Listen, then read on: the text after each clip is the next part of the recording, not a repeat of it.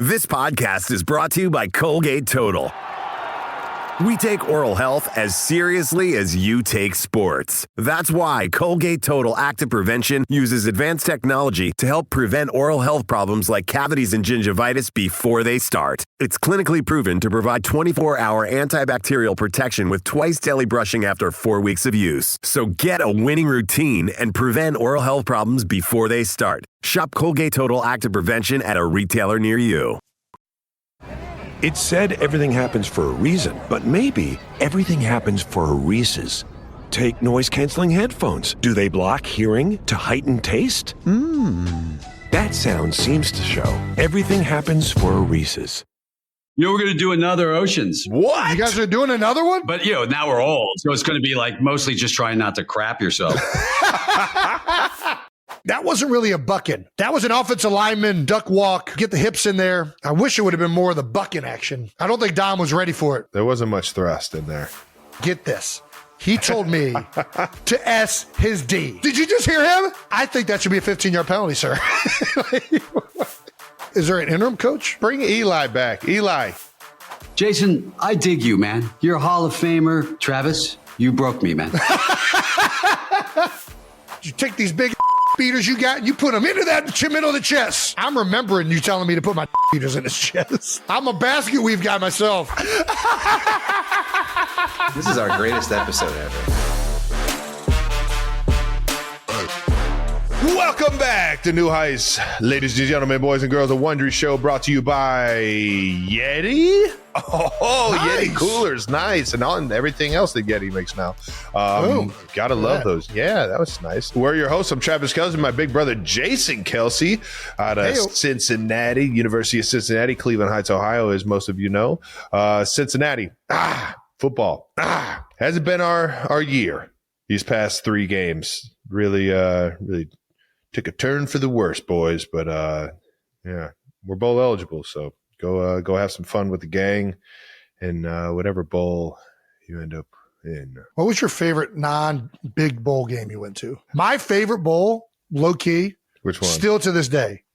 You didn't get to go. No. International Bowl.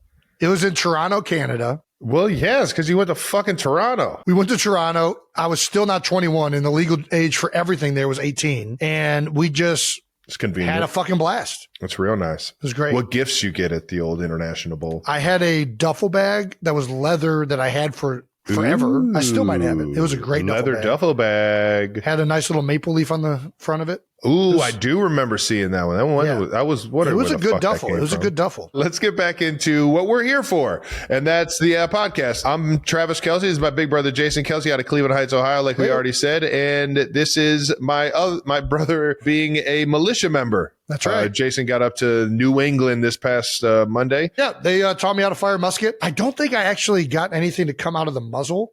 Like the pan definitely caught, which is where you put the gunpowder in. Yeah.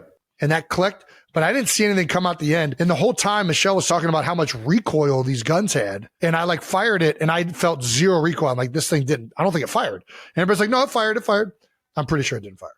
This is hilarious. I was so excited. I mean, I still was. You're a little fucking stiff. Jesus. Well, I was trying to be militaristic in my stance. Is that a real word? Yeah, yours didn't fire. Yeah, but if you look where the pan is by my face, like that's where the gunpowder is, that it catches the flint.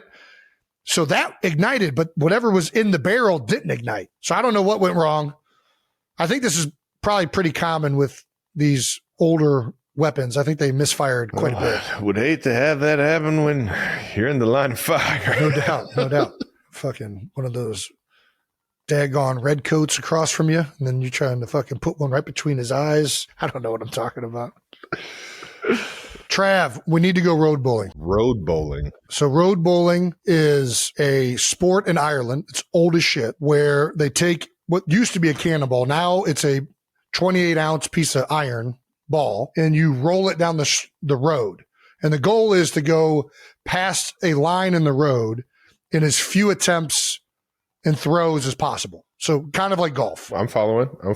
And there's a lot of Irish guys that yell things that you don't really fully understand, but it's electric as fuck. And part of the game is betting. Like you don't play the game unless there's a stake put up. So everybody bets on the two teams that are bowling. Then you go out there and you just throw a fucking piece of metal down the road, and then it'll get lost in the leaves, and they bring out the magnets, and they try and find it with the magnets. Hilarious. Dude, it was fucking a blast. It was so fun. Were you a overhand thrower, underhand thrower, side armor? Everybody throws underhand. It's probably too hard to throw overhand and do it accurately. You just don't get the same spin. You want the spin to. I think it's more that it's top spin. You don't want backspin. I think if you saw the heaviness of this thing, you would understand why. Here we go. That was a really shitty throw. It went I was going to say that looked like it wasn't good. It wasn't good. Right. This dude right here, Sean, he was my partner. Fucking awesome dude. Some of these guys like styles for throwing. Dude, watch this guy, Darren. Watch this. Dude, they get into it, man. Fucking full extension. The crow hop into the skip, bro. I got to get my form way better. It was not impressive. Are you even a fucking athlete, Jason? Dude, it was wet. It was slick. These guys are impressive. You got to play off the ground. That was a better roll. You got your right hip through. That's a big part of it. I won one of them and lost another one. You won? You won of them? See, I think they kind of rigged the second one. The guy, they put a guy up against me. I was like, okay, this guy's. They put a child. He might have went to the bar before we came out. He's seeing a fork in the road. He's like, I don't know which way to throw this thing. We went to. Dude, my guy Connie was down there. Every time you would throw it, and it was a good. I didn't know. The only way I knew whether it was good or bad was just with how much noise Connie was making. Every time it was a good throw, I'd be like, there you go, like, it was fucking hilarious. It was electric, bro. I think that was half the reason the sport was fun. I don't even know if I want to go without Connie at this point. Yeah, no, it sounds like you need the environment. And then we went to this amazing pub, the Irish, it was the Red Rose Irish pub where, I mean, dude, I was getting so many flashbacks to Irish pubs going into growing up. You could tell this is just like a community staple. Great vibe. People are singing in the middle of the bar. And then I got to teach this kid some D-line moves. Check this out.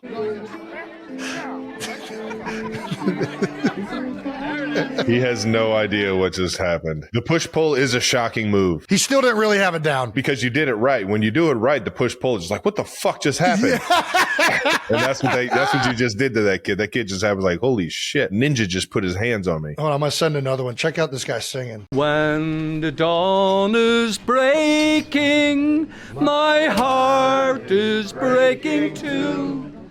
On this dark morn as I walk out, my thoughts will be of you. So gracious, hold me in your arms and let this moment linger. They'll take me out at dawn and I will die. With all my love I'll place this wedding ring upon your finger. Now that's a bar. God damn, that was fun. It was a blast. Well done, Boston. I was going back and forth on whether I was going to sing a song. The only Irish song that I really know is one that I sing to the girls. It's from Ballad of Buster Scruggs. Tell me it. You want to hear it? Yeah. God damn. As I was a-walking down by the loch. Went into a character here. As I was a-walking one morning of late. Okay. Who should I spy but my own dear comrade, wrapped up in flannel, so hard is his fate. I boldly stepped up to and kindly did ask him, why are you wrapped in flannel so white? My body is injured and sadly disordered. I can relate. All by a young woman, my own heart's delight.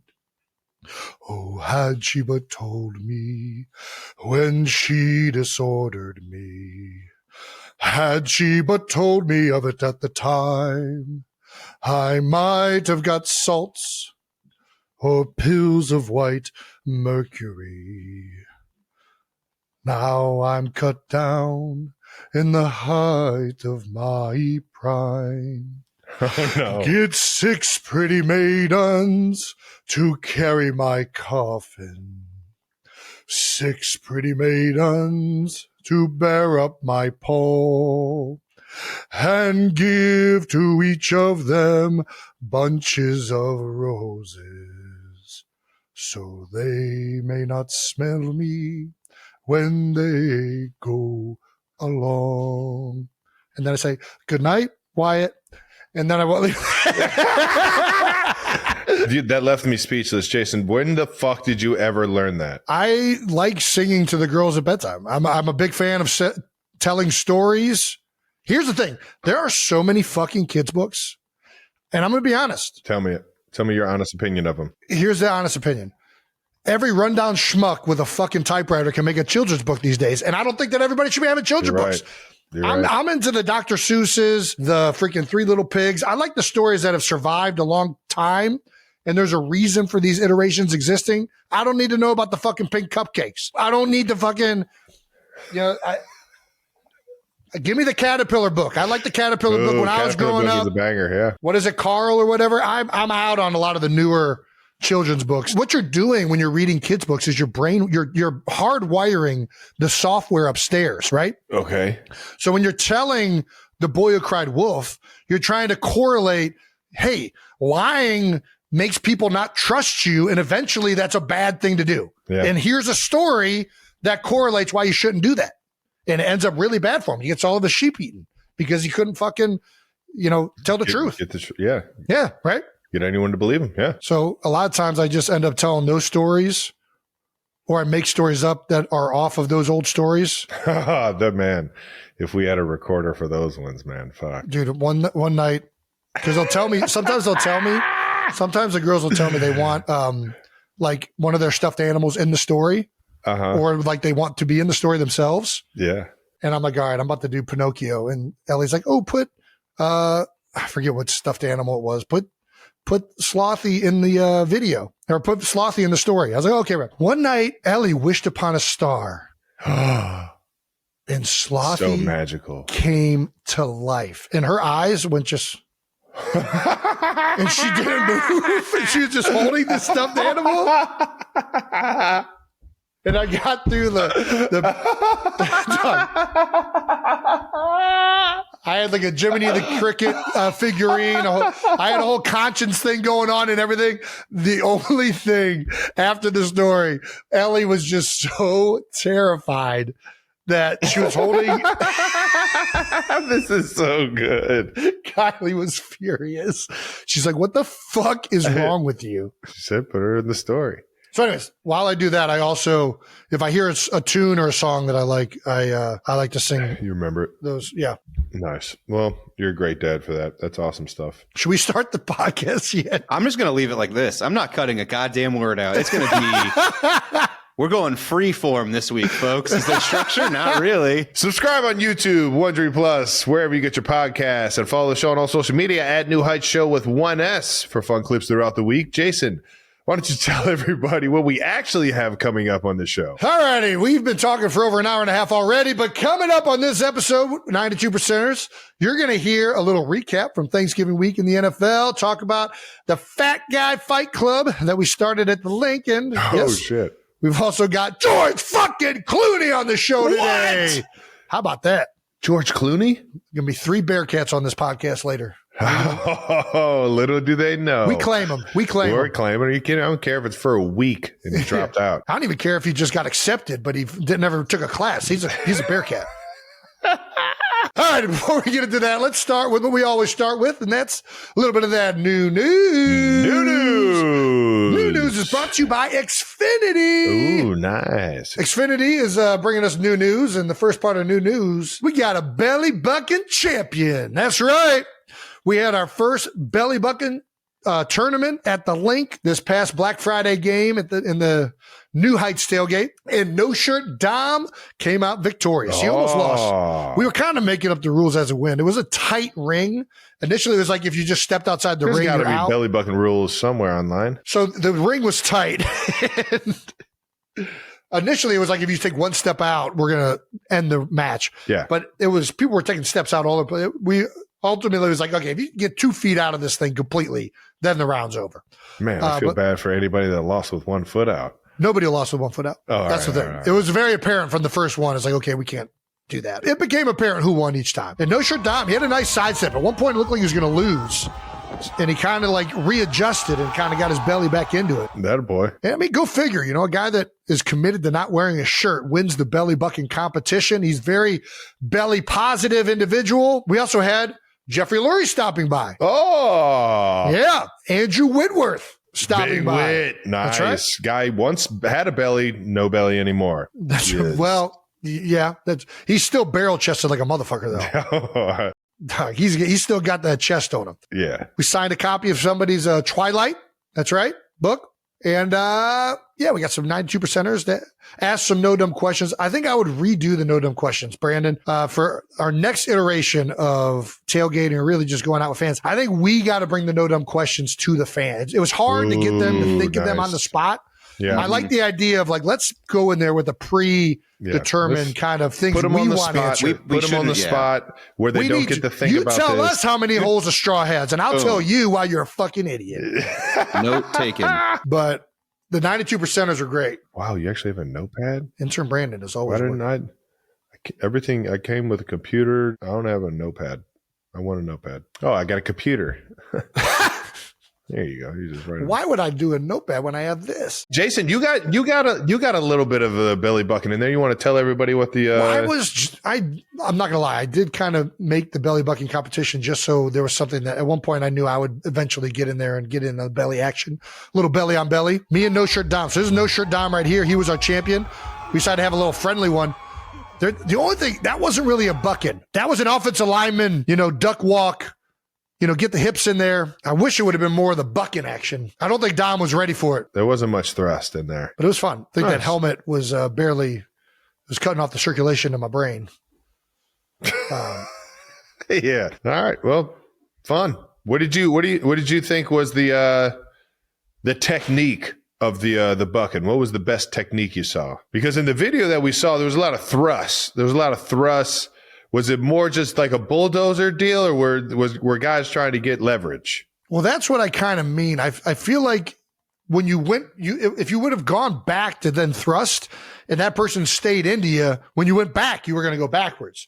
So it felt more like guys were kind of like getting their hips and bellies stuck to each other and then just kind of pushing. That's not a buck. You got to buck. I know. I'm kind of with you. See, you got to lay that law. I don't know how to enforce that though, Travis. You got to lay that law. I don't know how to enforce it. If you're not thrusting, you're Augustin. You got to thrust. Let's see it. Yeah. Let's see it. Ooh, there's a buck. My man, get up in there. See, this is why you need to grab. My man Brendan was trying holsters. You got to grab those holsters. You got to grab those holsters. You got to put hands in the pocket. Yep. I get why the original video showed a lot of that. Yeah, that's good technique, though, by Dom. That's good. He's using shoulders. That's why I like hands behind the back. Well, you can still shoulder with your hands behind your back. Yeah, but you can't, fucking keep them right here. You can't, roll it? Yeah. Yeah, I see what you're saying. It's a good point. Finally, we're teaming up with Amazon as a part of their holiday giving initiative. That's right. We're in the holiday season. How about it, man? It's December. We're supporting an organization that is incredibly close to our hearts. That's right. Operation Breakthrough in Kansas City has been an organization that I've been a huge fan of and huge supporter of since I've been in Kansas City. That's right. Amazon is working with an incredible organization across the country to support local communities by providing essential items, books, toys, and gifts to families who need them during the holidays. And we're honored to be highlighting Operation Breakthrough because of all the work they do every single day in the Kansas City area. For those of you that don't know what Operation Breakthrough is, Operation Breakthrough is kind of like a school teaching these kids all of these trades and skills and things that they can be ready to go into the workforce for straight out of high school. Some of them even are entering it while they're in high school. It also supports their families. Like there's food, there's and that's where it originally started. It was originally started for the families and the kids that needed it around the Kansas City community, and they help with meals that go home to these families. Not only is it like an actual school, but it has after school care for the kids. And during this after school care, they get opportunities to learn and these extracurricular activities that they get to kind of latch onto.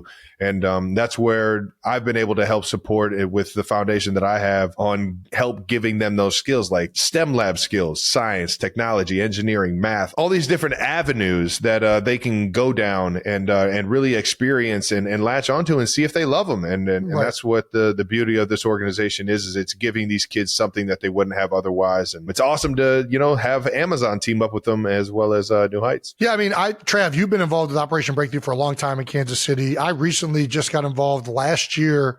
I've been to like the car show before, Kelsey Car Jam, which Operation Breakthrough is a part of that as well. But recently they're converting an old pickup truck to electric. The students and the faculty there at Mind Drive and at Operation Breakthrough. Oh, yeah. Converting an entire vehicle to electric diesel hybrid. I was going to say it's a hybrid. I was going to see if you even knew this. So actually it's going to get more miles to the gallon per se or the battery, because it's going to be able to fuel the battery to recharge itself in a sense, and you'll get longer mileage. Which is it's a lot of bing going on in my mind. But these kids and the adults that are helping and kind of guiding. Oz. Yeah. Shout out to Oz and really everyone over at Operation Breakthrough. But they're doing so much fun stuff over there. And it's really neat that they're doing these extracurricular stuff. But we were just talking about how they help out the families. This holiday season alone, Operation Breakthrough is going to help support over 3,400 local families that could use some help with the food and just overall support. So it really is a fantastic organization. So really happy that we can potentially help in any way possible for anybody in the Kansas City area or anybody trying to do something similar or looking to support these families. Check out Operation Breakthrough. And if you'd like to join us, Amazon has made it easy. Go to Amazon.com/holiday giving. You'll find a curated list of items that Operation Breakthrough and other charities need. Every single item you purchase ships directly to that charity. Again, visit Amazon.com/holiday giving to learn more and make your contribution. Thank you for being a part of this with us. All right, now. That wraps up New News, brought to you by Xfinity. All right, let's get some bold topics to wrap up Week 13. Dude, it's Week 13 already. Dude, man, there's only 5 NFL games season left, dude. Flying by. Week 13 in the NFL.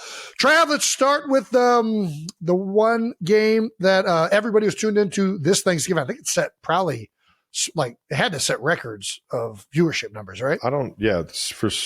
Every holiday game seems to break every past record. So that's a good point. Well, Chiefs 28, Cowboys 31. It was a great game. It was a fun game to watch. I know it did not turn out in the Chiefs' favor. Yeah, it was a tough loss. What are your thoughts? What are your thoughts about the game? I'm sure everyone's sick of us saying it, but we're a few plays away from being a 1 seed in my mind. And maybe that's a bit extreme. Maybe it's, I mean, all the losses are within one score. All the losses are within one score, and there's a handful of plays within those games that are determining the outcome. And it's hard. And it's plays like my drop against the Eagles. It's penalties that are keeping us behind the sticks. It's coming away with 3 points instead of touchdowns in some games. It's crazy that you watch the film and you see what's real. And what's real is that we're fucking this close, man. We're this fucking close. You look at our offense and you look at Pat Mahomes' production this year, top in the league. You look at our defense in terms of points allowed. I know some of the other stats aren't all the way up there, but at the same time, man, we're holding teams at the right moments. And in other situations, we're just not scoring enough. And it's tough, man. It's tough to be a part of this reality right now because we're 6-6 and we're fighting for our lives to, find a way into the playoffs. Yeah. And what's real is that we still have a chance, baby. And that's all that fucking matters to me, is that we got a chance, and I'm going to keep coming into work with the mentality that and the sense of urgency that we need to have to get this shit fixed and turn those handful of plays that are losing us the game into a handful of plays that win us these games, man. Yeah, I mean, listen, I think you're saying what everybody else is saying. It's the truth. I mean, you guys have been in all of these games, and I think you're having one of the most unlucky seasons in recent memory. I know that we never like to say lucky, whatever. Yeah, we like to control it. Somebody, I think Gordo with ESPN, shout out to Gordo. I think he said something like, you guys are plus 70 or something like that in your score differential over the season. You're the first team to not have a winning record with that plus differential. And there's only one other team in the history of the NFL that's done that. Yeah. It's nuts. I don't know what it is. And I'd rather like get the actual number, but it's something outrageous. Like you guys are actually performing really well on both sides of the ball. It's just like these crucial mistakes and end of game scenarios, which you guys have been so good at for so long, just have not fallen your way this year. Like last year, they all fell your way. This year, they just haven't. And it's been a weird year in the NFL in general, like especially the AFC. Like who is like the top of the AFC right now is Denver and the Patriots. I don't know that anybody has shown a ridiculously better version of football than any of the other teams in the AFC. Like everybody's had their up games. Everybody's had their down games. Who is the complete team? I don't really see one. And it seems like it's up for grabs. And when it's like that, if you're an AFC team, all you want to do is get into that dance. Because at the end of the day, if you get in, you got a chance. And I know it hasn't gone your guys' way yet. You're not happy with where you're at, but it all still is in front of you. Like, I mean, this Andy Reid quote is pretty incredible, but Andy Reid was asked earlier this week about you guys, you know, having to win out. Do you need to win every single game? I forget what the exact question was. And Andy Reid came back with this banger on the confidence this team could win the final 5 games. He said, we're going to try to tickle your tonsils on every play, every game. That's the attitude that we're coming in with. And then you let the chips fall where they may. And I think that's the attitude you got to come in with. And I just love the tickling of the tonsils. Obviously, that's a nice alliteration. Man. Nice. Is this have you heard Andy say tickling tonsils before? Never heard him say that one. Nope. No, that's a new one. It's the first one. He's got a bunch of bangers in his pocket though, man. Yeah. He's got so many, and he's been doing this for so long, man. He knows which ones really get the people the right going, one to pull out. Exactly. And that's that's the fun in which you get playing for him. I've never heard Andy rip it like that. I loved it. I'm fired up. Well, the thing is, Andy didn't mean it like that. Andy was just trying to say, shove the ball down their throat, which he will say. And he'll come up with little funny mannerisms, but the double entendre there is talk nasty to me, coach. Come on, let's go. This is my kind of football, bros. Let's go. This is how the coaches talked in high school. I'd have signed up. Yeah. Didn't know y'all were doing that out there. There are some very sexual. Y'all just drinking from the hose. What are we doing? What are other like sexual like all of it metaphors that coaches have used in the past? You take these big ass dick beaters you got and you put them into that middle of the chest. That's one of my favorite. Dick beaters is a great all timer. You ever heard that one? Such a long way to just say hands. Yes. Yeah, hey, but sometimes you come up with a little bit. Stout would always call it like a hook. Like you need something that like you can't just say something. You need to say something that registers something in your head. If you say like, hey, put your hands in his chest, it's like, that's already out my fucking brain. You tell me to put my dick beaters inside of his chest, I'm remembering you telling me to put my dick beaters in his chest. I'm not going to forget that one. Oh, my hands. How'd you know? I really only have one dick beater. Are you guys using both? He started looking around the room. Time out. Yeah, definitely. Hey, yeah, beater. You guys are going lefty? No. Same time. Same time. Yeah. I'm a basket weave guy myself.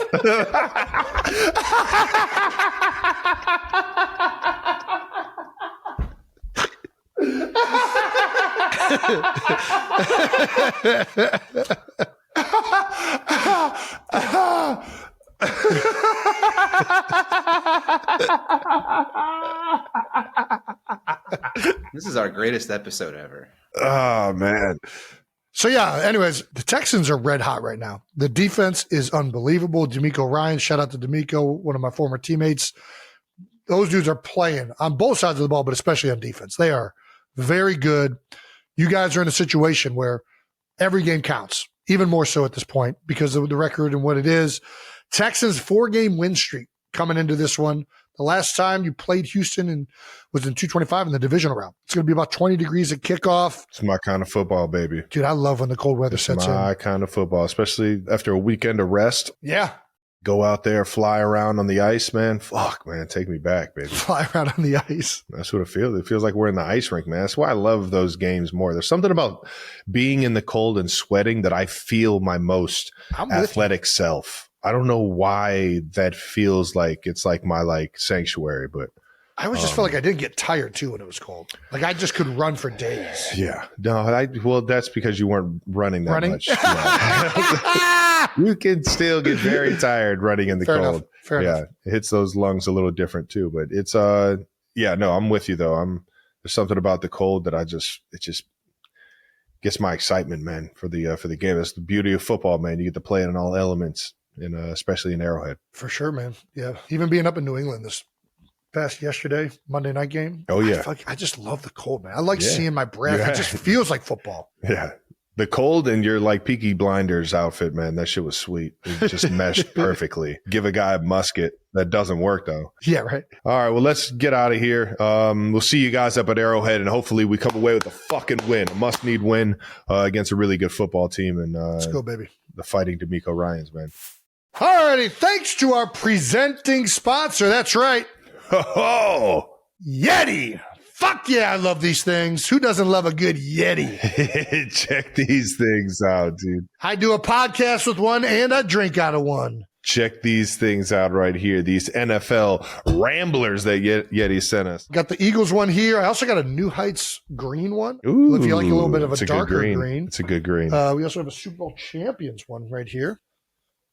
Boom, with a little thermos top. We have an Eagles Rambler, Chiefs one, and the forest green one that we just showed you, which does match the show colors perfectly. It's a good green. I like the green. YETI products are the best. That's right. And you can use them for any drink, hot or cold. It keeps it at exactly the temperature that you want. Obviously, the YETIs are all made from quality materials. They're dishwasher safe, BPA free, and they're basically indestructible. I don't think I've ever seen one destroyed, maybe dented a little bit, but even that seems like it's pretty hard to do because they're made of stainless steel with double wall insulation. And there's dozens of product options to choose from to accommodate your beverage of choice. That's right. Their NFL collection has Ramblers, coolers, mugs, flasks, and even a beverage bucket. How about that? I like a good beverage bucket. And they're available with any NFL team logo, not just our Eagle and Chiefs colors. They even have a Jets one for Jets Jake. Jets Jake, why don't you show off your YETI? Look at this. All right, get out of here. And YETI has released new products just in time for the holidays, like the ultra durable travel straw mug, and for the first time ever, a shaker bottle with whisk-free technology. It's the perfect gift for anyone who expects the best. Shop team colors and new arrivals at YETI.com. YETI, built for the wild. Thank you to our partner, Xfinity. With Xfinity, you can get the most intelligent Wi-Fi throughout the home at the same price for 5 whole years. Now that's what I'm talking about. Imagine a home where your Wi-Fi just works, whether you're catching your favorite game in Xfinity Enhanced 4K or podcasting from your basement. You can get the best connection even when the whole family is online. Xfinity Wi-Fi connects everything in the home and fixes problems before you even notice them. That's right. Security cameras, thermostats, everything works together like a well-oiled machine. That's what you get with Xfinity, the most reliable Wi-Fi powered by fiber. And here's the kicker. With Xfinity, you get everything you need included. No contracts or commitments. That's data, equipment, and the most reliable Wi-Fi included for 5 years. Ready to experience the smartest, most intelligent Wi-Fi on Earth? Well, you can learn more at Xfinity.com. That's right. Xfinity. Imagine that. Thank you to our sponsor, Audible. The Harry Potter series has been brought to life as full cast audio editions with the first audiobook, Harry Potter and the Sorcerer's Stone, available now exclusively from Audible. No way! I know! Get ready to be transported to the world of Harry Potter in this captivating full cast audio production with hundreds of unique voices and electrifying new musical score. Real world sound capture and very immersive sound design. And it's all in Dolby Atmos to heighten every magical moment. It is truly spellbinding listening to every event with the whole family. It's a new immersive experience for longtime Harry Potter fans such as myself and an epic new way to introduce the story to a new generation, such as my children. Ooh, the first audiobook. Maybe my brother. Travis, do you know anything about Harry Potter? Have you ever watched any of the movies or anything? No, but you made me do the test and I'm in Gryffindor. You are a Gryffindor. There's no question. So why did I do the test if you already knew what I was? Just to make for good content. All right, nice. The first audiobook in the series is available now, and the new installments in the series releasing every month after. It's Harry Potter like you've never heard it before. That's for sure. Exclusively from Audible. Go to audible.com/HP1 and start listening today. That's audible.com/HP1. Moving on to some Eagles Bears on Black Friday. That was a tough one as well for all those 92%ers, assuming everyone is cheering for our teams. Eagles 15, Bears 24. The Bears are rocking and rolling, man. They are. The Bears are rocking and rolling, man. Ben Johnson's got those guys fighting and playing good football. And just taking his shirt off in the locker room. How about it, man? The guys are going fucking nuts. Golly, man. Those guys are fighting for that. That's how you know. Would you get a coach that comes in that just – he's relatable to all the guys, gets the guys to fight for him, man. It's a hard thing to fucking do, and there's a special, like, madness to it that you have to be great at, and some guys got it. And right now he does, man. Listen, and we've had it in Philadelphia. Nick Sirianni has had that. Like, that's what's frustrating. Like, I think right now the Eagles are trying to figure this thing out. They're trying to get this offense going, and it's, playing the Bears, who really, they're clicking on all cylinders right now. They're playing so well. Their offensive line was rolling. Their running backs are running hard. And you can feel that energy and excitement the team has. And the Eagles, we're 8-4, right? We've had a great season. And I know that it hasn't lived up to the potential, especially on the offensive side of the ball. The defense has been great for the majority of the season. But you can tell, man, they want to get this thing figured out. And everybody's frustrated. And the good thing is we've put ourselves in a situation where being at 8-4, like, all we got to do is just keep fucking working, man. Keep grinding it out. Keep asking ourselves how we can improve it. Coaches, players, everybody. I still think they got the pieces there. I still think they got the offensive weapons. Yeah, the offensive line is starting to get some continuity in playing together. They're going to be helped. That's the thing, man. Yeah, that's tough. Lane Johnson coming back will be huge, even though Fred has done well, especially in pass pro. I think the run game is close. I really do. I know it hasn't manifested yet. And it's frustrating watching because it can be so much better. I think it's getting closer. I think that with the health that is starting to come, it'll only improve. And that's what makes the run game so hard, man. And when it's clicking and everybody is on the same page, it's the best. And you got these guys, look out. But right now it's, it's this guy here, it's that guy here, it's, this guy doesn't come off for the linebacker, and that is a difference in a huge run. The safety rolls down and is unhatted, and that kind of ruins this one. They're bringing nickel edge. That stalls out a couple runs, and then all of a sudden they run into it and they get a big one. And, it's just been frustrating, especially as a guy who knows how much time those guys put into it up front, how great Saquon Barkley is, how great Jeff Stoutland is. It's been frustrating to watch, to be honest with you.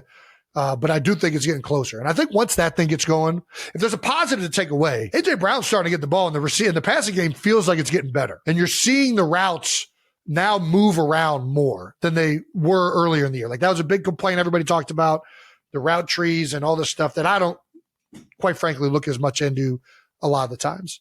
But it's very apparent that they're making a concerted effort to get players moving in different areas and not being as stagnant in the area in which these guys are running routes, I guess, if that makes sense. No, it 100% does. And it makes life on being a receiver so much easier. That's the one thing when you watch the Chiefs play, you see me moving around all the time. I'm moving from one side of the line to the other side of the line. And it's like, what that does is for the defense is it changes passing strength. It changes rules on how they're going to pass off routes. It changes rules on how they have to fill gaps.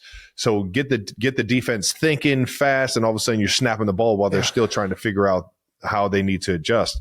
And if you use that to your advantage, that shit's only going to make things way easier as a route runner and as an offense. That was one thing that really stood out with the Bears, I will say. I mean, Ben Johnson and how he utilizes the motions and guys moving around, he's just so good at it. Yeah, and they got a lot of good tight ends over there, man.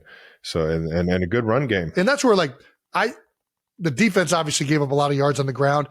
Their offensive line, the Bears offensive line played well. Like, I don't want to discredit them, but watching the tape back, like, there was a lot of just like, we just need to fit this a little bit better, right? Like, we got to handle this motion. If we're in the right spot here, if we squeeze down, don't play the boot as much here. Like, it was a lot of that stuff where it felt like this defense is better than the way they played and what the stats looked like at the end of the day. So I felt good after watching the tape. We just got to improve in some of those areas. But I was impressed. I mean, like, for instance, like they motioned a like double wing right into the boundary, right? So tight end receiver into the boundary. They did like a jet motion with the receiver. We rock and roll, right? So Reed's down to the tight end on the motion. The safeties decide to rock and roll, meaning Reed goes back to the middle of the field, and the other safety goes down to the 3-by side now. And the corner's got to come in now. All of a sudden, now he's fitting the C gap. And they got a big hit on that one. It was just a lot of stuff like that where it was like they do a great job of manipulating the gaps, manipulating the tight end movement, doing the boots, and like really trying to mess around with guys' rules and responsibilities in the run game, especially. All in all, again, similar to the AFC, you think about every team has shown weakness at this point, right? Every team has had their games, ups and downs. And I just think at the end of the day, the Eagles have great coaches and they have great players. And eventually they're going to be peaking at the right time. I got faith in that. And you look at the top 8 teams last year: Lions, Commanders, Eagles, and Rams. Like Chiefs, Texans, Bills, and Ravens. Think about all of these teams that we thought were going to be the best teams coming into it. And like all of them have shown signs of being really good. And then other weeks have had big letdowns. The 2 best teams in the league right now consistently have been the Broncos and the Patriots, right? Yeah. I mean, the Rams, who I thought were the most consistent team in football, all of a sudden they drop one to Charlotte. So, or Carolina. Charlotte? Yeah. I mean, the same team. Yeah. Carolina is another sneaky one, man. They can put together a game. It just feels like more than ever, the NFL is wide open. Listen, we're 8-4. We got time to figure this thing out. It's just going to take some like concerted effort from everybody. And I know these guys are going to be hard at work to get this done. I can't wait to see Saquon Barkley running again, man. That's all I want. I know everybody wants to see the passing game and stuff like that. I want to see Saquon Barkley running through the fucking line untouched all the way to the end zone. That's what I want to see. Using those Saquads to just fucking. Come on. If they get that going with the way they're playing defense, they will be a very tough team to beat by anybody. That's all I know. I hear you, man. While we're on that topic, do you want to just jump ahead to that like NFC standings that I put in there later? If you look at the top 7 teams in the NFC and just look at the fact that the 1 seed has 9 wins, the 7 seed has 9 wins. I think if Chicago loses next week to the Packers, they drop from 1 to 7. Like that's how fucking insane this season is. It really is. Where's that at? It was just a little later. Scrolling down. Can we just use what you just said? You can. I don't like to. I think it's fine too much on here. I think it's fun when you jump in. And I think it's good when you just a little. Yeah. You like the stash? I do. You like a stash? You into it? Very Bert. It's very Berty. It's either Burt Reynolds or Mario. Reynolds or Mario. Super Mario. Yeah. Okay, I'll take Burt Reynolds. I think of the 2. What is this Snapchat DM? You want to read those? Eagles fans have it's actually kind of funny. That's what Eagles fans are breaking up over the Eagles. Yeah. Oh, yeah. Yeah, read that. Go ahead. All right. So apparently Eagles fans are breaking up over the Eagles. Yeah. Had a little Snapchat DM here from a couple individuals. Derek says, okay, so I know this is going to sound absolutely crazy, but I was noticing since we started talking daily and went on our date, the Eagles have been shitting the bed. I don't want to hate me or block me, but I think maybe we just need to not talk until the season is over. I love the superstitiousness here. Till the season's over? I like you a lot, so don't take this as a dismissal. Just need to turn our luck around for the birds, and I think you'd understand that too. And then, of course, she replied. Or sure. He replied. Sure, for the birds. Way to go, Eagles fans. That's how you freaking date responsibly. Did Kylie watch all the Eagles game this time? We were at the Eagles game, and we were watching. Yes. She's going to have to start turning her back.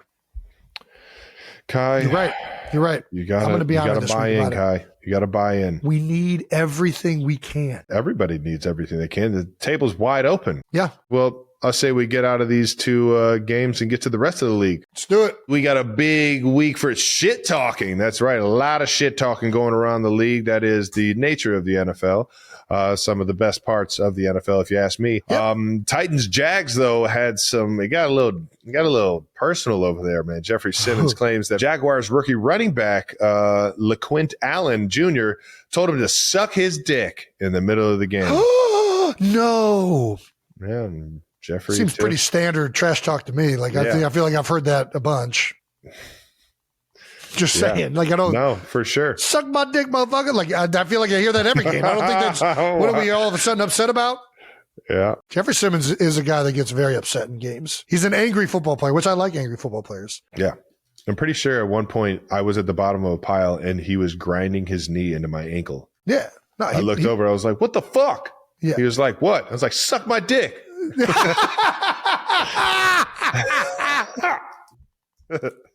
I'm kidding. I don't talk like that on the football field. I'm a fine gentleman. I'm a very nice man. Yeah. Tennessee player also claims that Jacksonville punter Logan Cook threatened to kill him. Which what's up with all these Tennessee players snitching? What are we doing, guys? Also, like, Jags players, man, you guys are fucking doing it right. You guys are in their head. You're in the head of the opponent across the Keep doing it, Jacksonville. Take it up a notch. Taking up a notch. Tell him how you'd kill him. If it gets him out of his game, because you're not being serious, you're not going to actually kill him. That's the thing. Sometimes the punters, they look creepy enough and like scrawny and like weird enough to where it's like, damn, he probably would fucking do some weird ass shit. No way. I've never thought that about a punter. No? Logan, a punter saying they're going to kill him? Like, I would do nothing to me. I'll fucking break your neck right now. You realize I can kill you with my bare hands. I don't even need a weapon. McAfee's going to fucking beat your ass. I would not want to fight McAfee. McAfee's a squirrely son of a bitch. You're right. McAfee would be one guy. Who else wouldn't I want to fight? Sebastian Janikowski. I was going to say, you don't want to find him because you just want to have a few beers with him. Yeah, but he's going to headbutt me or something. He's going to come out as a left field with something I'm not ready for. He's going to Steven Seagal fucking. Imagine if that hit your neck, what that'd do to you. Listen, I think that there's a very clear, as long as nothing being said is either racist in nature or attacking somebody's family that's not playing the game, I feel like it's all fair game. Fair game? Yeah. If somebody says I'm going to fucking kill you, like, I'll fuck kill you. Like, I don't know what it's like. I don't know what not if I kill you first. I've never heard somebody say I'll fucking kill you and be like, this guy just threatened my life. I'm going to report him to HR. I don't know what's like, what are we talking about right now? Yeah. Did you just hear him? He's threatening my life. He told me to I don't know what's happening right now. He told me to put his dick in my mouth. He said, get this. He told me to S his D. I think that should be a 15-yard penalty, sir. To S his D. I don't know. Maybe in my 2 years removed from the NFL, talking shit to people is all of a sudden off limits. But I feel like both of those things happened a litany of times. And most of the time, no one is literally saying to suck their dick. Like, I don't know what's happening. I will tickle your tonsils. Suck my dick, yeah. You'd like to tickle my tonsils, wouldn't you? Maybe the biggest non-NFL football news, taking it to the college ranks. Ole Miss Lane Kiffin finally took the head coaching job at LSU after weeks and literally just like a couple of days of speculation. Leaves Ole Miss as the team preps to potentially host a college football playoff game, this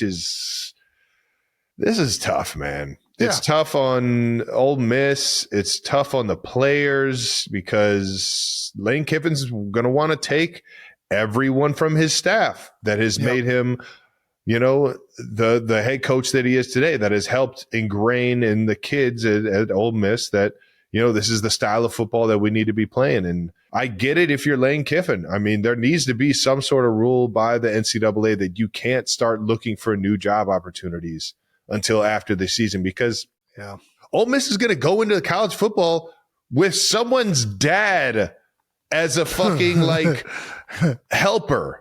You know what I mean? Like, you don't just have extra coaches on the practice squad. You know what I mean? Like, you have GAs and you have guys that aren't going to get invited with Lane to Ole Miss, and you're just going to have to gather up people from around the university or however you need to do it. We were at the fucking Sugar Bowl with like guys' dads helping with personnel on the sidelines. I don't remember that. Really? Dude, what? Who else did we have? We had fucking like GAs like helping. No, we had everybody other than BK. We had everybody other than BK stayed for the game.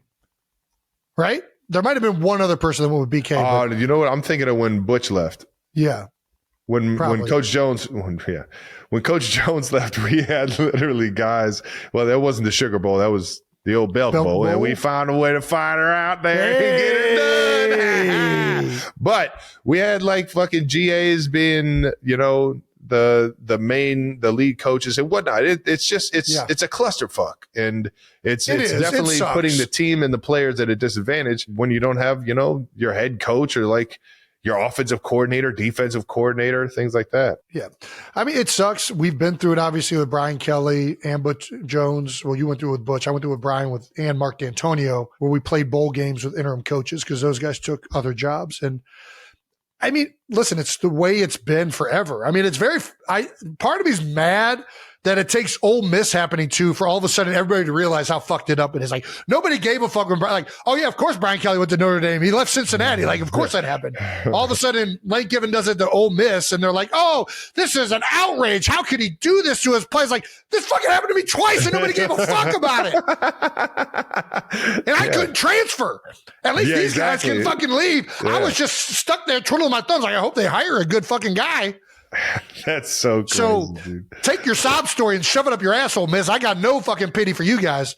But this is the way it works. I do think that there should be rules in NCAA that prevent coaches from leaving before the bowl games have been played out or before the playoffs have happened. But it's not going to happen because the National Signing Day is so close. All of these schools are in the heat of recruiting right now. Like, that's the reality of it. Like, that's why LSU wants Lane Kiffin there, right? That's why all these guys need him to go before the bowl game, is because they need to have good players on the team and they want to be able to sell the program. And I mean, it just sucks. You wish there was a way that he could accept the job, but also still coach the game. You know, I think it sucks for Ole Miss. I'm lying. I do feel bad for Ole Miss because I went through it myself with Brian Kelly and Notre Dame. It just sucks. And it's not fun. You know, you work so hard as a team and as a group of men and kids to get to that point. And, you know, it's a deflating moment for what should be a joyous time for everyone in that building.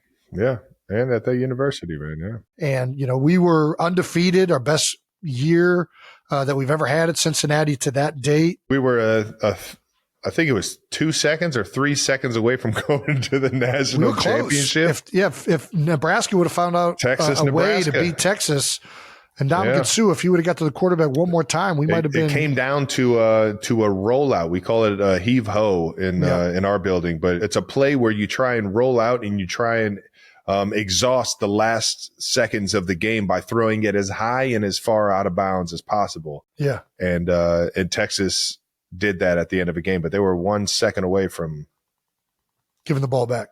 Yeah. Yeah, I mean, I think we ended up the 4 seed, so I don't know that we would have made it anyway. But either way, we were the 4th ranked team in the country, and we got our dicks absolutely shoved in by the Florida Gators in Tim Tebow's last game. I was so upset that they didn't keep that in the Florida documentary. I didn't see that. You didn't see the Florida doc? I didn't watch it, no. It's about Urban Meyer and those couple of years, those handful of years that he was there at the Florida Gators, and when Tebow came in and had some dogs. Just how amazing that those teams were and how they fought and the ups and downs that they went through. And it was cool. But then they ended it with the regular season ending at the SEC. And it's like, that's not how their season ended. Their season ended by Tim Tebow throwing for 7 touchdowns and 500 yards against the Cincinnati Bearcats in the Sugar Bowl. We got absolutely fucking killed. We were and to be honest, like, it sucked not having Brian Kelly, but I can tell you very confidently it would not have mattered if Brian Kelly was coaching that game. We were so much less talented than that. I ran a little wildcat in there. Got my 2 plays in there. We did. I didn't get into. I made Carlos Dunlop's highlight reel on draft day because I gave him a sack. Yeah. What the fuck were you doing blocking Dunlop? every time he would line up as a 3 technique, when I was studying tape that week, he kept running a U-stunt or a TE. Yeah. He would pick the tackle and the end would loop around. So I'm getting ready to punch the shit out of him to try and put him out on Jeff Linkenbach. Yeah. And right when I go to punch, he hit me on an inside spin move so fast. I was like, oh, they aren't doing this in the Big East. Yeah. So yeah, that wasn't good. Tony got crushed on that play. Sorry, Tony Pike. Shout out to Los. Yeah. Anyways, yeah, it sucks. It's the way it has been for a long time in football. It is kind of funny to me that like now they're like a bigger program. It's happening to them. I'm supposed to care more than when it happened to me and you 2 and 3 times, and happens to little small universities all the fucking time. Yeah. Ole Miss fans had his clothes in the parking lot by the end of the day. It was hilarious, dude. The fucking fans outside the private jet, dude. Oh man, it was good. It's good. Well, sorry that you're going through it, Ole Miss. I know what you're going through. It sucks. Can't wait to see Ole Miss versus LSU next year, though, baby. Here we go. Well, they're still got some playoff games going. Yeah, but at the same time, it's like that's all you want to see. I want to see Lane Kiffin have to go What back if they to play LSU. better? What if they play better? Is there an interim coach? Is he for sure going with Lane Kiffin? No, I think their season just ended. Well, no, they're going to the playoffs, aren't they? Isn't that why this is a big deal? Yeah, they are. You're right. We have no idea. Yeah, maybe Pete Golding does really well, and they offer him a bunch of money. Their special teams long snapper, his father is actually going to be doing defensive signals for them in the playoffs. It'll be great. I mean, I think SEC has a little more resources than we had at Cincinnati to handle Just coaching. fucking bring Eli back. Eli, go take charge for a college football playoff. That's great. Just get somebody in there that fucking represents the program. All right, let's wrap up football with some of these stamps of the week. Stamp of the week brought to you by Audible. It's an amazing app. It's an amazing platform to learn, be entertained, you name it. A lot of good stuff on Audible. All right. Nice. Nominees for Stamp of the Week. We got Giants holder Jamie Gillen for making the best out of whatever that was. I mean, he's the reason that it happened. Is this the field goal kick? This is the kicker where he kicked the turf. The snapper was actually, the ball slips when he puts it down and he has to readjust it. And I think it spooked the kicker. I do think he also just fucked up, though. Even if you see that, why do you do that? I think that lead step's just a little too far out in front of that football. He's got to, because when you get too far out in the football, now you got to be steep at the ball. Yeah. And I think you got to, and then you got to bring that left hip out of there. He kept it a little too far closed in, and now you're really getting down there. You're not allowing yourself to get through the ball. Yeah, you want to keep that lead step right even or a little bit behind us so you can get through the ball. Get through the ball. Either way, I'm not giving Jamie a Stamp of the Week because it wasn't a great hold. Puka Nakua for this insane catch. Let's check this one out. This was insane indeed. Little OBJ action. Puka. Reverse backhanded catch. Very impressive. Man, if we're going to go catch, I'm going tight end Brock Bowers. It's a good one. It's a good one. He gets my Stamp of the Week at least twice a year because of how fucking good he is. But this is an insane catch. Oh. Wow. That's impressive. Off the Very fucking impressive. turf. That boy just loves ball, man. What a goon, man. Oh, draped all over him. Snow cones it. Baby. Snow cones it. I liked it. Just Brandon, stop putting Archie Manning in this fucking Stamp of the Week thing. No, I won't. Good for you, Arch. Good for you, Arch. I'm watching you, baby. Lock in. What? Pantsless Jets fan. Let me see this one. Uh-oh, we got security presence now. I wonder why. That's great. I would love to give that stamp, but I think you got to draw the line there. No shirt's funny, no pants. That can go south. That can go south real quick. All right, I'm going to go with the Ernest Jones pick six. I know it's not original. It was a great pick. It was a fucking wild play. Yes. Sorry to Max Brosner. Rough first outing. I I mean, he's playing really good defense. It's going to be hard to have a good game against those guys. Yeah. This is fucking insane, play though. is. This is insane. I just can't do it. No. Can't do it. Can't do it. Don't do it. Don't do it. Can't do it. But it was an electric play. It's an electric play. Ernest Jones really didn't have to do much, but it's an electric play. Other than be ready. You just got to be ready. Sometimes that's half the battle, man. You got to be ready. Be prepared. Oh, fuck. Alrighty, that does it for Stamp of the Week, brought to you by Audible. And now, Jason Kelsey with a word from our partner, DraftKings. Thank you to our partner, DraftKings. That's right, the NFL playoff race is heating up, and in the back half of the season, every game feels like a must-win game. A lot of teams still left in the hunt. The AFC is wide open. Will Kansas City be in the playoffs? I think that they will. Denver's really hot. New England, my God, their quarterback is lighting it up. It is a fun time in the NFL with lots of action to take place in, if that's your thing. And DraftKings is the place you want to go. There is no better time to get in on the action with our partner at DraftKings Sportsbook. Right now, new customers who bet $5 will get $200 in bonus bets if their first bet wins when you sign up using promo code New Heights. Want to shine an even bigger payout? Throw your bonus bets on a same-game parlay or live player props to bet on in-progress games right as they happen. If sports betting is not available in your state, don't worry. You can still join in on all the fun with DraftKings Daily Fantasy Sports and have the shot to win cash prizes. Download the DraftKings app now and sign up using code New Heights. New customers bet $5 and you'll get $200 in bonus bets if your first bet wins. Minimum 500 odds required. DraftKings, the crown is yours.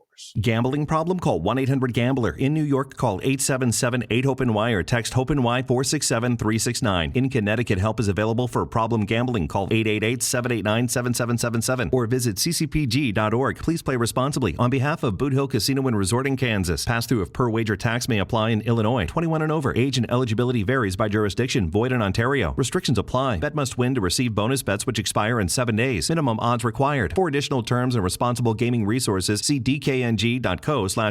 Limited time offer. And now a tale from our partner, Gillette.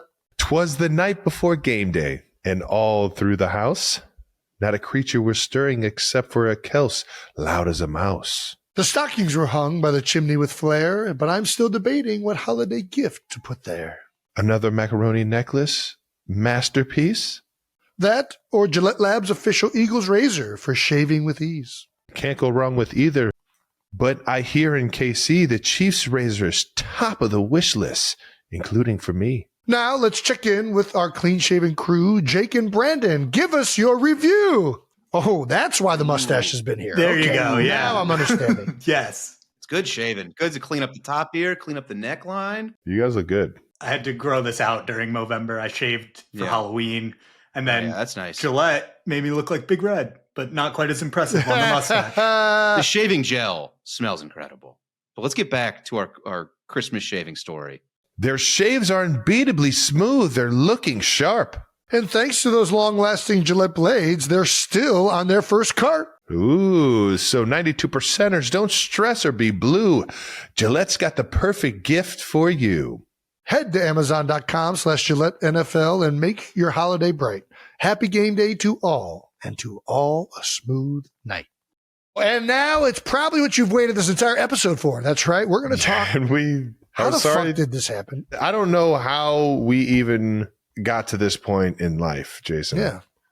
I don't even know how to talk to people of this stature. Well, because they talk to you. And they're just so much smarter. You don't want to get in the way as human beings. Is he so good at just like being a cool person? He does it so effortlessly. I know. You said it best. You said it was like if that's what a movie star is. Jesus Christ. If that's what a superstar is, I'm fucked. Yeah. Because I don't have that. No. Just sitting there, you know he's a superstar. He doesn't even need to say anything. And then he starts talking, and he's like way better at conversing. Yeah. I was like, this is what I do for a living. You're already like, can you not be great at everything, George? Jesus Christ. You guys are going to see George Clooney take over this podcast. So are we on? You going? All right. I want to start off. Oh, okay. God. Wow. I'm going to start off. I'm going to start off. Not you guys. I'm going to start off. Jason, I dig you, man. Oh, wow. You know, Thank you, George. You're NFC. You're a Hall of Famer. You know, I can show some love for you. Thank you, George. Travis, you broke me, man.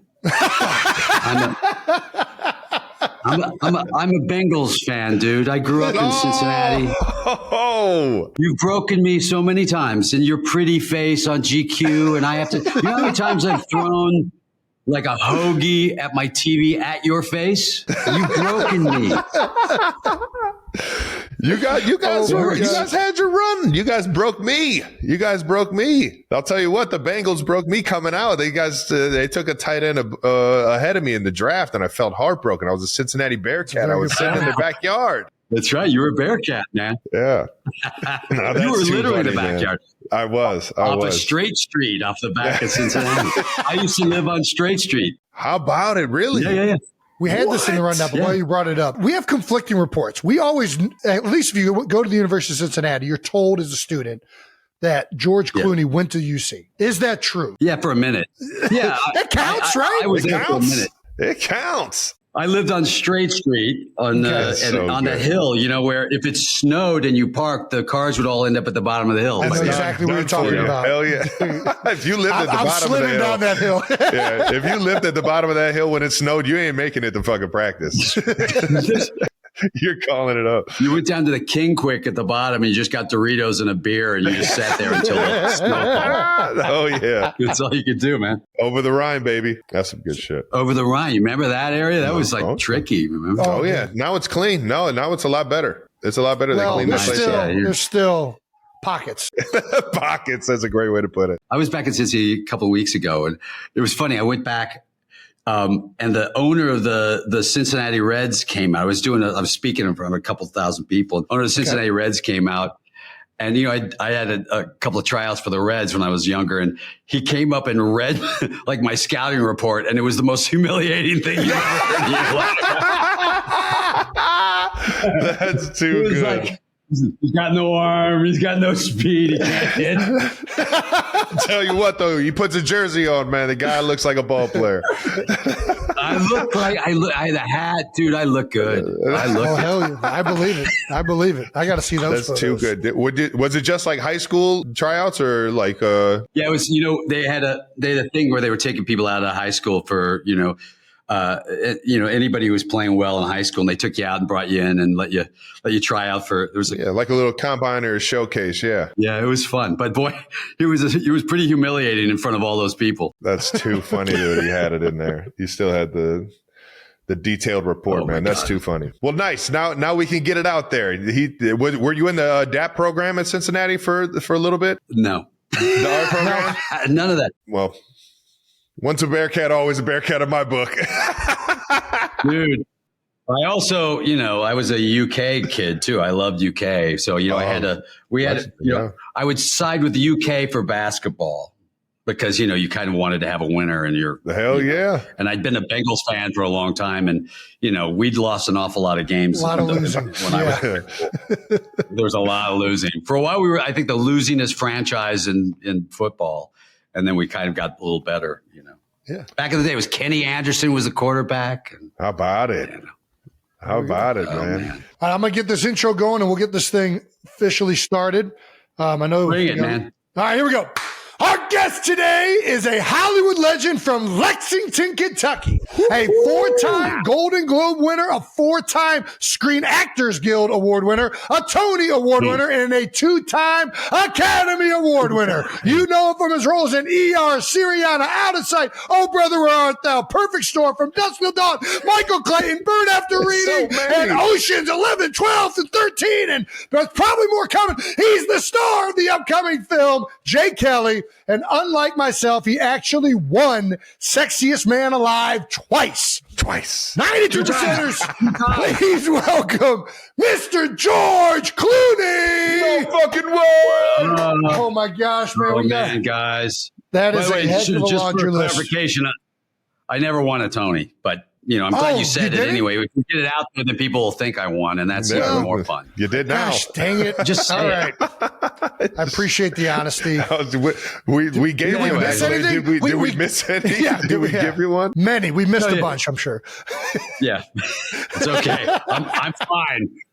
I'll be okay. Hi, guys. How's it going, man? We're doing great. Thank you so much for taking the time to hop on, George. This is an incredible honor for us. Fun to be here. It is. I still can't believe that we're getting guests of your stature on this thing. It's insane. This is it's incredible. Stature now. See, I get gray and I have stature. Well, I mean, no, you get you get distinguished. Into that one, yeah. Dang it, distinguished. I know. It's coming from a guy that's turning gray as well, and I'll tell you what, he embraces the grayness. He can't wait till he goes full white. Damn right, dude. It's coming. It happens fast. Okay, perfect. I'm looking forward to it. I'm full Santa Claus here in a couple of years, man. It's going to be epic. Your wife will be so happy. Yeah, she'll be thrilled. She'll be thrilled.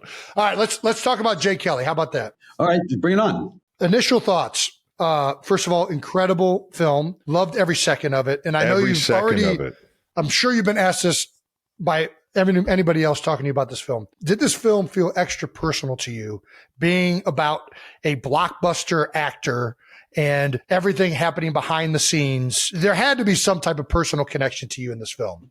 Well, I mean, look, we're the same height and the same hair. So good. The guy's kind of, he's kind of a mess. And I hope at my age that I'm not quite in that much of a, fair enough, crisis mode. But, listen, look, this is a guy whose kids hate him and, dad doesn't like him. I got 8-year-olds and they still dig me, Perfect. That's going to change, as you know. But, teenage years are coming. I know.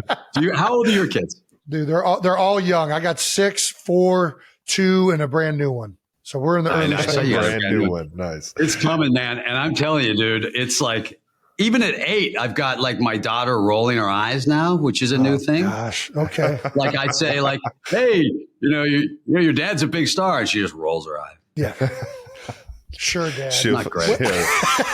How do you handle that? Let me ask you that. Are you are you a strict, or do you get on? Like, what's your parenting style? I'm a little strict. I'm not like, not nutbag about it. My kids are pretty good. My kids are really well behaved. But, I have to say it's a pretty funny adventure raising kids, because they're, you don't realize, how much they're listening to you. Like I was in the car driving to school the other day and, I like some guy, cut me off and I was like, fucking asshole.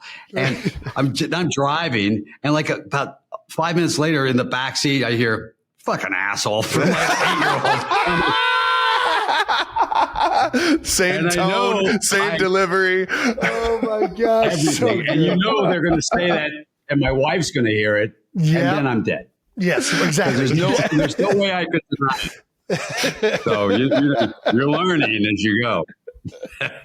That's amazing. All right. Well, to summarize the movie for everybody that needs to go watch this thing, George Clooney plays a famous actor, Jay Kelly, alongside, and this is an awesome moment, his manager, Adam Sandler, the Sandman. The Sandman, baby. And you guys go to Europe to kind of, as a sabbatical almost, to kind of find out, what are we doing here?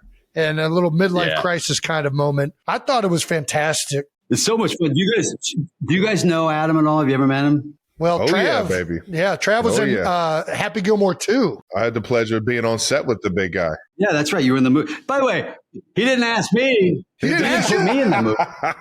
That's a missed opportunity, Adam. That's a missed opportunity. I told him, man, I work cheap. Not like Travis. It was expensive. I'm doing this thing for free. Just let me be on set, man. He's such a good egg. He's such a fun cat and fun to work with. He and I have been playing basketball together for about 30 years. And, just a chance to get a chance to work with him what a blast. What a fun thing to be able to do. Just the best, man. Adam's such a good dude, man. I'm still forever thankful that he even sent the ask to allow me to be the waiter. But honestly, looking back on it, if he would have asked you and you would have been that waiter, God damn that, I think the movie might have been 10 times better, man. Fuck. Dude, I play a great waiter. You have no idea. I'm such a good waiter. Seeing you, so ready to roll.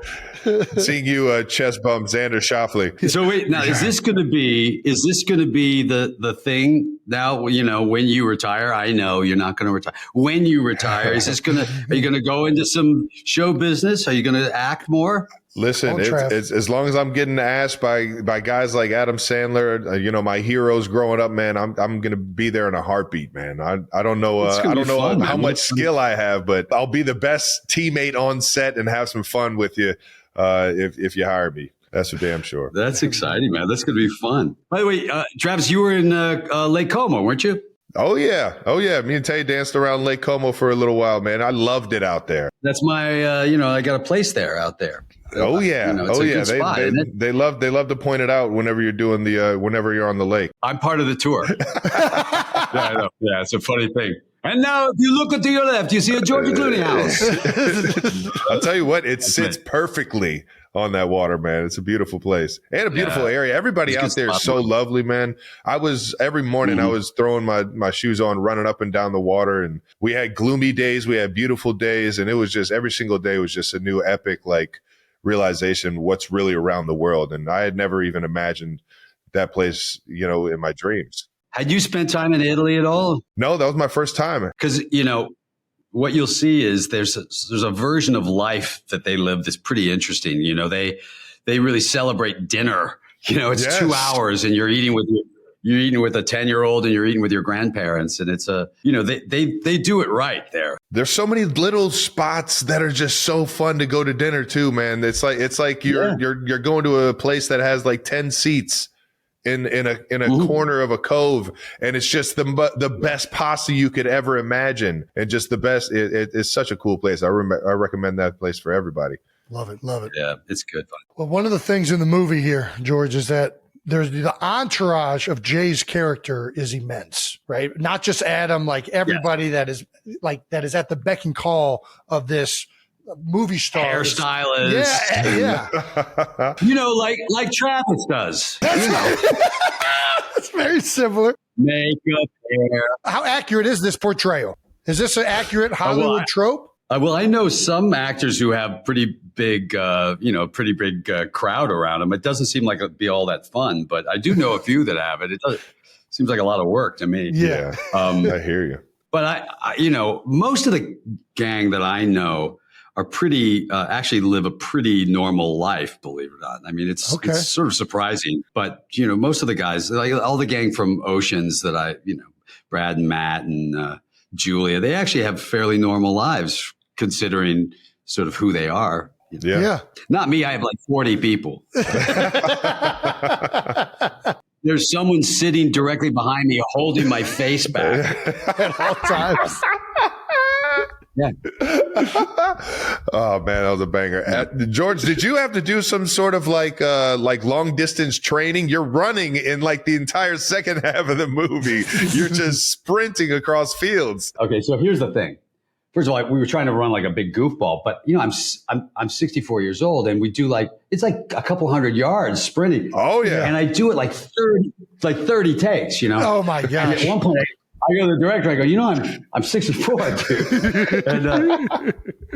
And he goes, well, I'd just like to see you run faster. No way. And here's something I learned from Jason. Rather than running faster, I just pumped my arms faster. That's right. There you go. That's something Jason work smarter, not harder. Oh yeah. Oh gosh. So wait, where are you guys? You're in KC, right? Yep. And Jason, where are you? I'm in Philly, man. I live here. We settled here. My wife is from 5 minutes away from where we live, so we got a lot of support with the kids and everything. So there really wasn't another option. I don't know if we'd be able to do what we do. Do you guys battle it out over who's got the coolest podcast? Do you get into that? Do you fight? For sure. Well, it's everything. You already know. You got to. You got to go after every bit of bragging rights at the dinner table during Thanksgiving, man. It never stops. What? Let me ask you this: as a Cincinnati fan, Burrow's coming back. Does that inspire you, or is it just like this defense is so bad it doesn't matter who's playing quarterback? Well, I worry. I mean, it's not like Flacco wasn't putting up good numbers. So what do you do? Listen, it's an interesting time. Yeah. No, it's an interesting thing to be a Cincinnati fan in general. I grew up. When I was growing up in Cincinnati, we were in Kentucky, but across the river, I was, so in 1975, I was 14 years old, and we had the Big Red Machine, baby. Rose and Johnny Come on now. Elmore, and it was like I thought we were always going to be Cincinnati is going to be the epicenter of great sports. Yeah. I didn't realize that was sort of going to be our swan song in general. Pete Rose, Johnny Bench, those that freaking great. Joe Morgan, Ken Griffey. Oh yeah. I mean, think about the George. I mean, we had a team, man. Yeah, man. Absolutely. Have you met Joey Burrow, the smooth guy, an Ohio native? No. Haven't ran into him yet? No, and I'm a big fan. I know that you guys like to harm him. I know that, but listen, he's harmed us. He won, I think, the first 3 games ever played against us. I remember it. Rename the stadium. Between Burrow and our, we have some amazing receivers and Chase and those guys where, we really do have it's fun to watch again. That part's fun. It's just heartbreaking to, try to stop a run.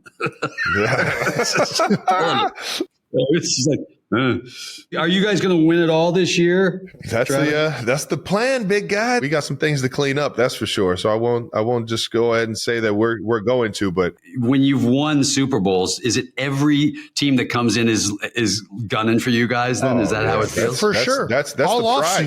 That's the honor that you get though when you win it. You know what I mean? Like I'm a competitor where I want everybody's fucking best. I get excited about those games when the moments are huge and you know what I mean. It's a close game and you need to be your greatest. Like I fucking love those moments. Those are my favorite games to be a part of. Exciting. And it definitely when you play in good quarterbacks like Burrow and Josh Allen and those guys, like it's every game. Oh man. You know what I mean? Like you got to play at your top or else you're gonna get smoked. I got a question. George, do actors get competitive like athletes? Oh, that's funny. Like everybody's gunning for the Chiefs and the Eagles for the Super Bowl. Like, do you get competitive with some of these other guys? Like, my film's going to outdo yours, or how does that work? No, I don't think so. Cause we're kind of, there's not I don't have to beat out somebody or they don't have to beat me out. So I, to sort of succeed, in a weird way, but so there isn't really that kind of competition. I do enjoy I'll give those guys shit. I love giving Matt Damon shit. That's good fun. And he deserves it, by the way. Absolutely. Absolutely.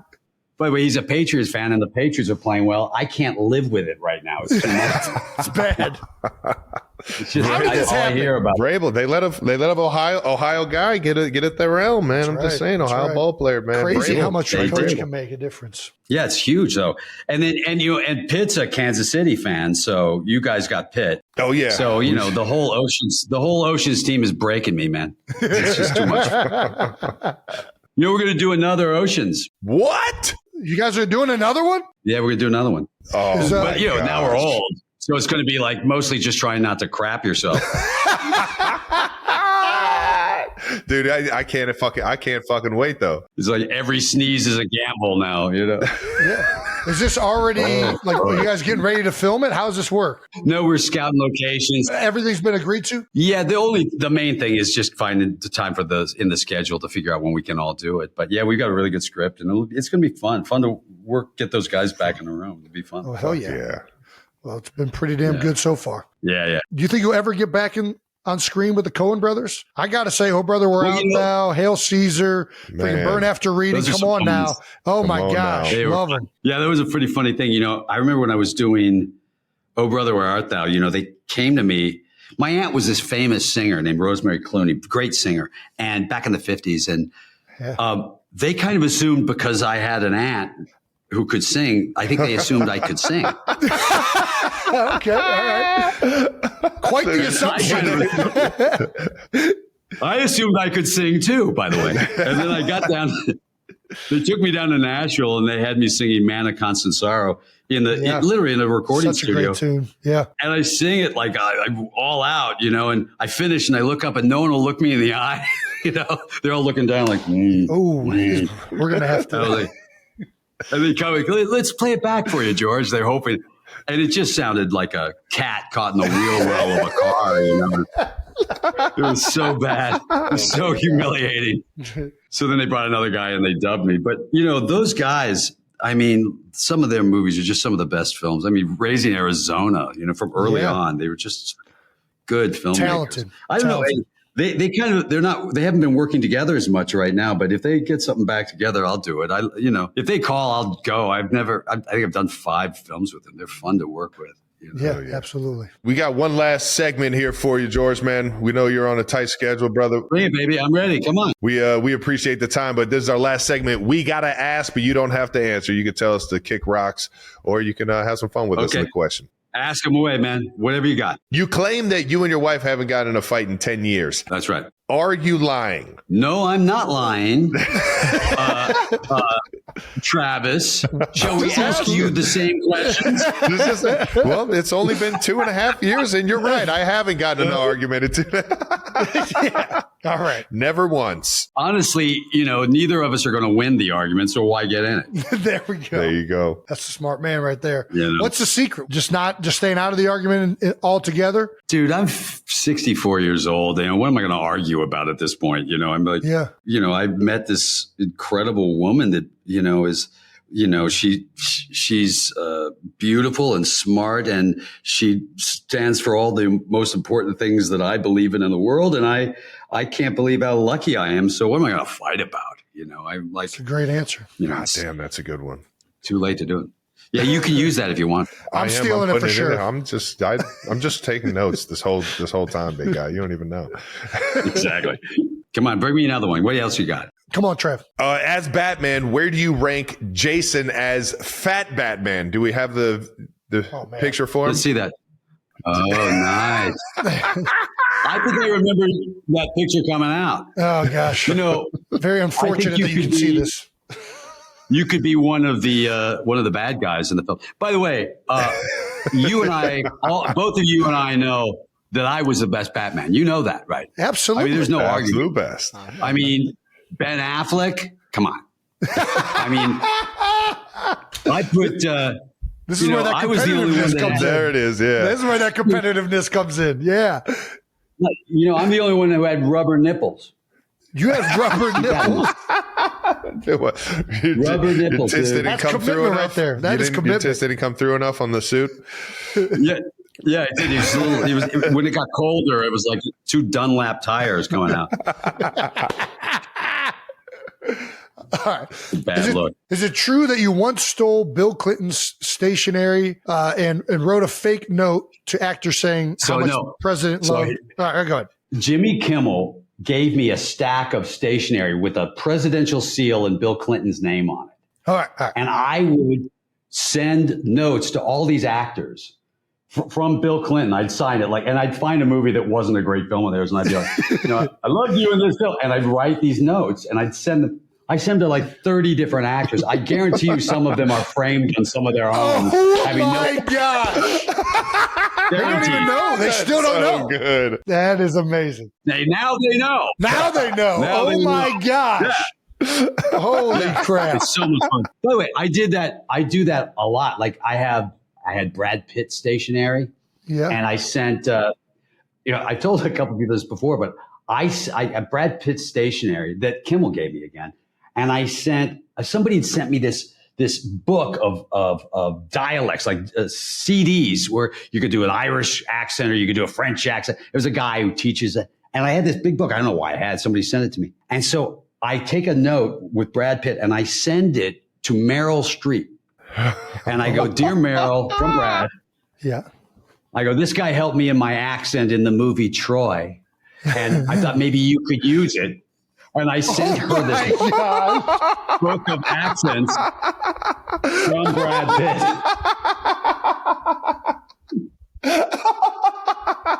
It's so awful. Like 4 years later, I see her and I tell the story. Yeah, he knows it now. Like 4 years later, I see Meryl and I tell her the story, and she's like, "Oh my God, I was wondering why the fuck he's sending me." So awful. That is epic. That is epic. We've done a lot of terrible things to each other. He's done terrible things to me, man. So it all comes out. It all evens out. That's so good, man. Well, speaking of Brad, he told us a story when he was on New Heights not too long ago about how he ate so many beans during a scene, right before a scene that he or during the scene, I'm sorry, that he ended up clearing the set. He cleared the set. Yeah, he cleared the set from what he said. What's your worst moment on set? I think right now, just exact moment, right here. Worst moment on set. I don't think I can sink to a new or low. I can think, I'll tell you some of my worst moments on set. I remember when when you're a younger actor, you get a movie and you think it's going to be great. And I remember being on the set of Batman and Robin, which is famously one of the worst films of all time. And I'm terrible in it.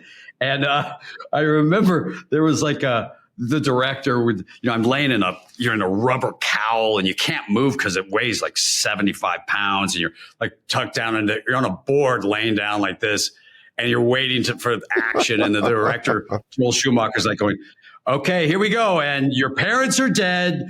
You have nothing to live for and action. And then they prop me up on the floor. I go, oh. I'm Batman. And they go, cut. And they drop you back down.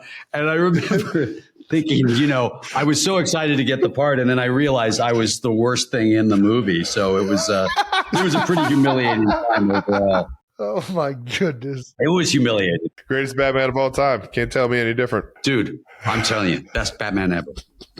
Come on. I'm with you. Michael Keaton got nothing on. Come on now.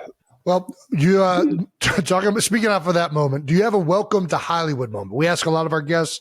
It could be good or bad. You're kind of first moment where you're like, man, I'm in it. I'm in Hollywood. Oh, I don't know. I have to think about that. I remember meeting Paul Newman, and it's I'd grown up with him, right? I'd seen him at the drive-in theater in Maysville, Kentucky, and Butch Cassidy, the Sundance Kid, and all this Holy stuff. shit! And then I remember being on the lot at Warner Brothers, going by in a golf cart, and there was Paul Newman. And I stopped and I go, "Hey!" And he goes, "Hey, man!" And he came over and he had a beer and a cigarette, and he goes, "You want a beer?" And I was like, yeah, I want a beer. I'm turning that down. And I was still working, by the way. And I was like, yeah, I'll take a beer. And I just wanted to drink a beer with Paul Newman. And I sat there for an hour and a half outside the soundstage with him, just talking. And I remember going home thinking, dude, I just hung with Paul Newman, man. It was I remember that being there was that era of actual proper movie stars, Gregory Peck and I became friends. There's that thing where you go, these guys they are actually bigger than life. And it was a real thrill. His eyes were bluer in person than they were on screen. It was really something. Dude. Well, that's you now, brother. Yeah, exactly. Man, I'd say the same thing. That's you now, man. I appreciate you for being the fucking coolest guy in the goddamn world, man. We had a fucking whole lot of fun reaching your new low on New Heights. And we can't say enough good about you. And everybody go and see Jay Kelly coming out on Netflix here soon. And man, can't thank you enough for your time, brother. You're the fucking best. And good luck. Good luck, Bengals defense. Yeah, you already know. Oh, you hurt me. One last shot to the chest.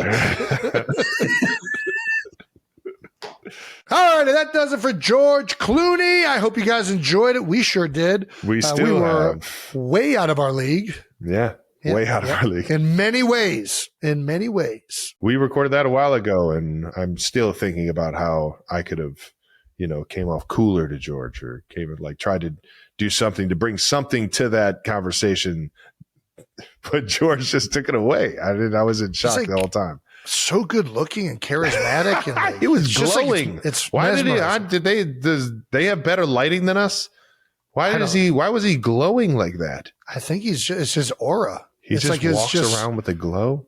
I think whatever his spirit is inside of him, it's manifesting in ways that mine just doesn't have the ability to do.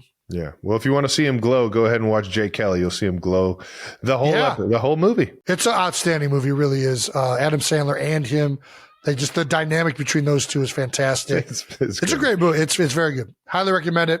Check it out. That wraps up this episode of New Heights. Once again, thank you to George Clooney. Make sure you subscribe to New Heights channel on YouTube and follow New Heights in the Wondery app or wherever you get your podcasts. You can listen to new episodes of New Heights ad-free right now by joining Wondery Plus in the Wondery app or on Apple Podcasts. Once again, New Heights, a Wonder Show brought to you by YETI. That's right. Yes! Those coolers and those cups that just keep everything at the temperature you want. YETI. All right, now follow the show on all social media at New Heights Show with 1S for fun clips throughout the week. And thanks to our New Heights production team for always making us look better and for making this way easier than we could have ever imagined. And to the 92%ers, we love you guys. We'll see you guys soon.